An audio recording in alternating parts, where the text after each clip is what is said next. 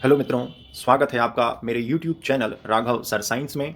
आज हम कक्षा 10वीं विषय विज्ञान के अध्याय 8 जीव जनन कैसे करते हैं के महत्वपूर्ण ज्ञान आधारित प्रश्न को समझेंगे। आज का हमारा प्रश्न है, गर्भ निरोध की 3 विधियों का वर्णन कीजिए।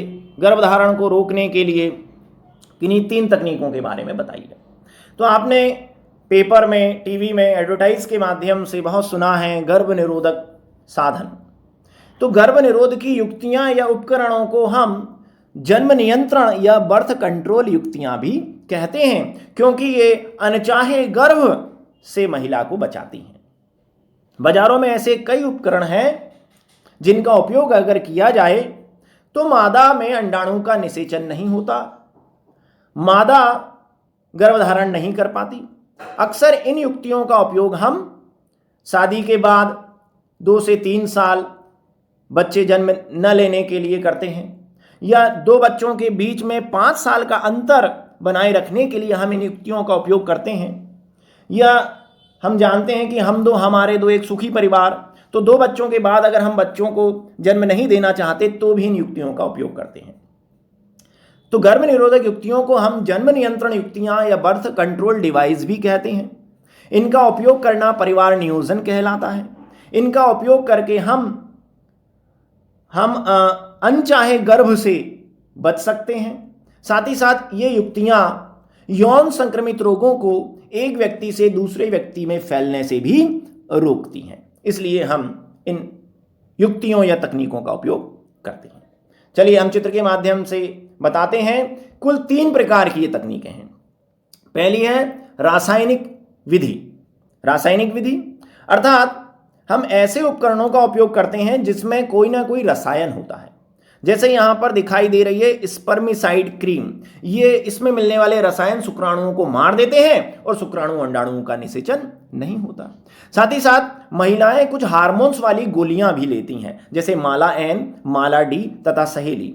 इनका अगर नियमित प्रयोग किया जाए, प्रतिदिन अगर 1 गोली ली जाए तो भी गर्भधारण नहीं होता। तो इनका उपयोग करना गर्भ निरोध की रासायनिक विधि है। दूसरा है शल्य क्रिया विधि।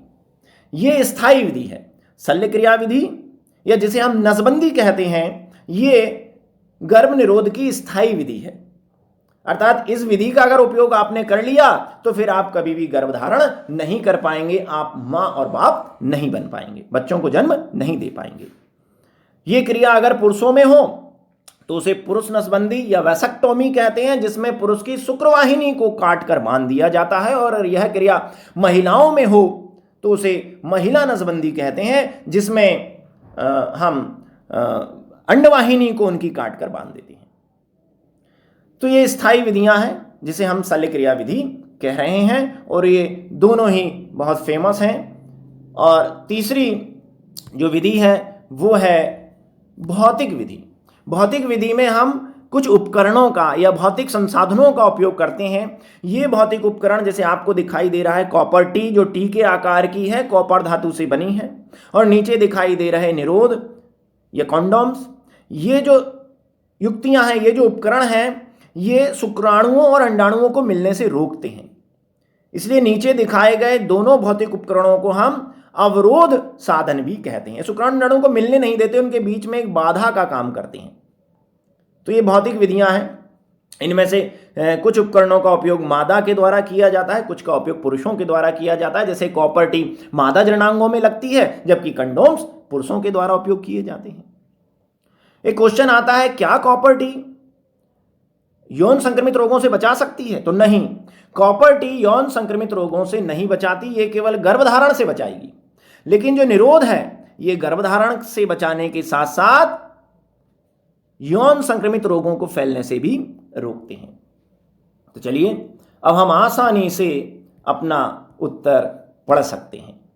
तो यहां पर बताया गया है कि कैसे गर्भ निरोध युक्तियों को हम जन्म नियंत्रण या बर्थ कंट्रोल युक्तियां कहते हैं। इनका उपयोग करना परिवार नियोजन कहलाता है। इनके उपयोग के द्वारा हम 2 लाभ मिलते हैं, एक अनचाहे गर्भ से छुटकारा और यौन संक्रमित रोगों को फैलने से रोकना।